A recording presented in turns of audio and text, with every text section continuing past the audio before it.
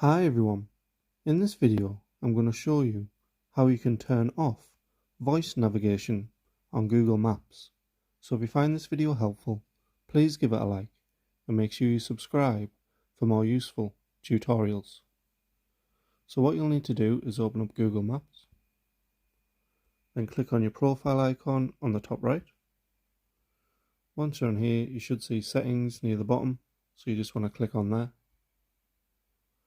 and then just scroll down until you see navigation settings. So just click on that,